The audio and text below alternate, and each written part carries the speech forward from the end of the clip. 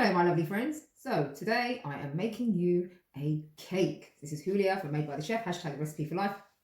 And we are going to do a bit of baking. Yes, I love a bit of baking. And while you're stay at home, wash your hands. You make yourself a cake. This is a Bundt tin. This is known as a Bundt tin. It's originally a Google hump from Austria, from medieval times. That's where this all came about. And this recipe is actually called a Kentucky butter cake. So my beautiful friend Yvonne from America, who is an amazing food historian, sent me this recipe. Now, the recipe was made by a man called Neil, and he won a competition with this in 1963, the Pillsbury competition in Missouri, and it's no wonder because it is absolutely amazing. Right, now what's going in this cake? So I've got 350 grams of self-raising flour. You can use plain flour. I'm using self-raising, so I've chucked a teaspoon of baking powder in there as well, but you don't necessarily have to do that. And also, if you are using plain flour, then you'll want about 2 teaspoons of baking powder. I've got about 350 of self-raising flour, about a teaspoon of baking powder, and a little pinch of salt. Now you want to mix that together and have that ready on the side for when you need it. Now I'm using, now you can use butter. I've actually got margarine because, you know, it's a cake, it's a sponge cake, and there's no need to use the good stuff. There's no need for a bit of butter. Might as well stick a bit of margarine in there. It's really easy. I'm using Stork. I've got to give a plug to Stork because I love Stork. It is amazing. I use it in all my cakes. It's fantastic. So I'm using Stork, and I've got here, not much actually, about 120 grams. Yes, about 120 grams of margarine. That's going in there.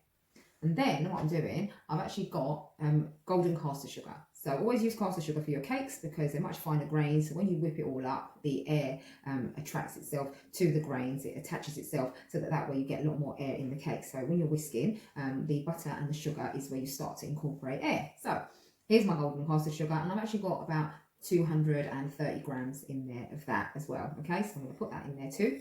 Now, I'm going to make a little bit of noise now, because I got my hand whisk. Yes, so I've got tools today. You don't have to use a hand whisk, and you know, you want to soften up your margarine, and then what you want to do is just beat it all together until it's nice, light and fluffy. Mixing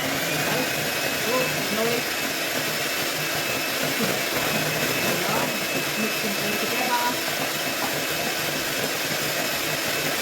Brown sugar.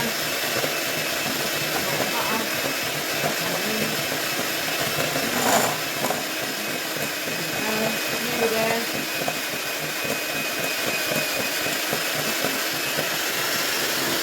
So beating this butter and sugar together takes a bit of a while, but we're nearly there. It's been about 5 minutes. That's a bit loud. Right, it's been about 5 minutes. It's not too bad. Remember, there is less butter than sugar. So normally if you're beating together butter and sugar in maybe another type of cake, you might have equal quantities, so it actually beats together a lot easier and you get that lot light and fluffier a lot quickly, but a lot quicker. So here it is. Now I'm going to add the eggs. I've got 2 eggs. It's more than enough. They're 2 large eggs. Remember, you want big eggs. If you haven't got big ones, then you might want to use, say, 3 medium eggs. That'll be fine as well, or maybe 4 small ones. Okay, so I'm going to pop them in. I want to make some more noise. Here we go. Right, again, a few more minutes later.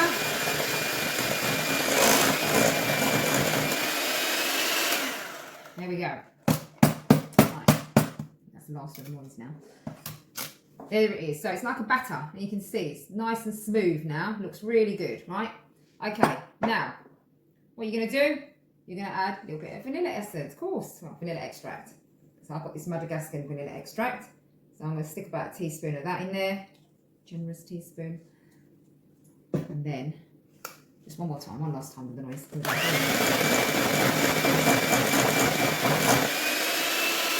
Done, okay?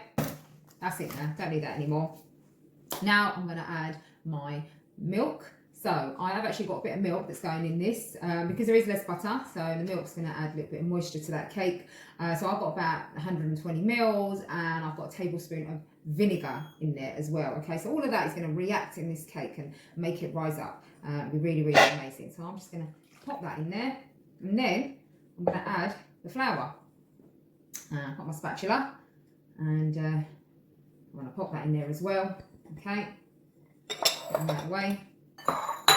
Now you can use a metal spoon as well, and I like either. I think they're both really, really good, so I'm just going to go with the metal one today. And I'm just going to now fold that in. So this is where you want to be a bit careful. You want to fold it in because you don't want to knock out any of that lovely air. You want to get that all folded in so you end up with a lovely cake mixture. Okay, I've mixed it all together. Here it is. Nice little batter, quite thick. So what was saying, grease and flour it. There it is. So I floured it. When you flour, so you grease it and you put a little bit of flour in. Always use the same flour that you've put into your cake or whatever it is that you're making. Or always use the same flour. So whether it's plain flour, self-raising flour, make sure you use the right one. Now, what you do is you just toss it around, move the cake about like this, toss it about, and then it will coat the pan that you have greased. Okay, right now, in the mixture goes. I'm just going to dollop it in. No easy way of doing it. No fancy way or anything. Let's just dollop that in. Lovely, lovely.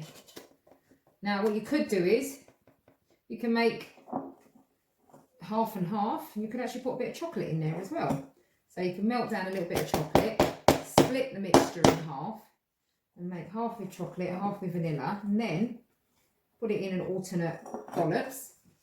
And then, where's my little spoon? Put it in alternate dollops, and then what you do is you just spread it around, or you can use a skewer to just swirl it in the pan, and that will make you a really nice marble cake as well. That's good. Right, okay. Oh, camera, let's just come back. There we go. Right, here you go. There it is. All right. So all I'm going to do is I'm just going to spread that around the pan. There we go. Spread it around with my spoon just to smooth it off. All right. Put your finger in there. Wash your hands.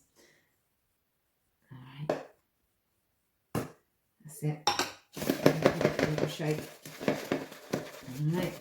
And that is going to go in the oven, 170 degrees, about gas mark 3, for around 40 minutes. So you want to be able to check it after about 30 minutes, see how it's doing. You don't want the oven too high, otherwise it will brown too quickly on top, rise too quickly, and then it won't cook in the middle, and then your cake might end up collapsing. So what you want to do is 170 degrees, gas mark 3, and we'll see you in about 40 minutes. Okay, I'm back. The cake is cooked. Look, let me show you. Look at that beauty. Right, so it's risen beautifully. It's got a nice golden brown top, a bit crusty on top. It's lovely. Now, what you're going to do, you are going to make your butter sauce to go over the top. So what I've done, in a pot, I have melted about 50 grams of butter, about 100 grams of sugar, and what you normally do is put in about 3 tablespoons of brandy. Lovely. Well, I don't drink, so I'm using orange juice. So I've put in about 3 tablespoons of orange juice, and I've just heated it on a very low heat. Don't let it boil, or the mixture will thicken up. What you want is you just want this lovely, beautiful, syrupy mixture here like that. Right now, what you're going to do now, you're going to get your cake. Here we go. Right, you can get your cake, and I'm going to use some chopsticks. Woohoo! Going to push some holes into the cake. Right, so here we go. Just going to push some holes through the cake. Just make some little holes in there, because what you want is for that syrup to soak through. You want to leave the cake in the tin, all right? So leave the cake in the tin, push your holes in, and you're going to pour this syrup all over this lovely, luscious, warm cake. Right, a little stir. And I put a bit of vanilla essence in here as well, about another teaspoon of vanilla for good measure. And here we go.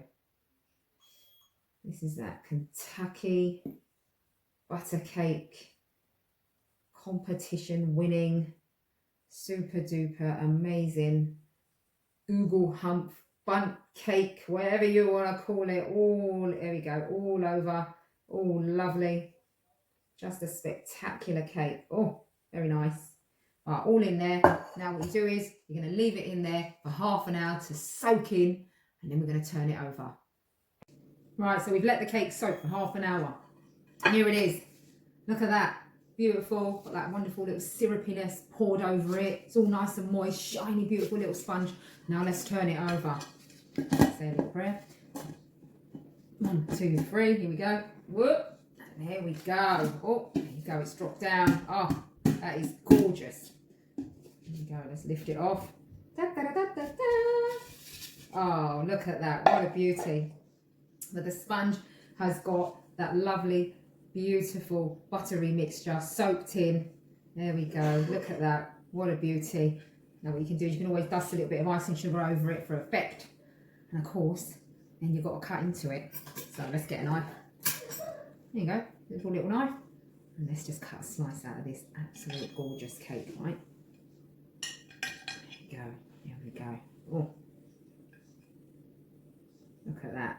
Oh, look at that. The syrup soaked in there, right in the centre. Now if you want it, you can put a bit of lemon zest in it, a bit of orange zest, whatever you fancy. I'm gonna have a little bite.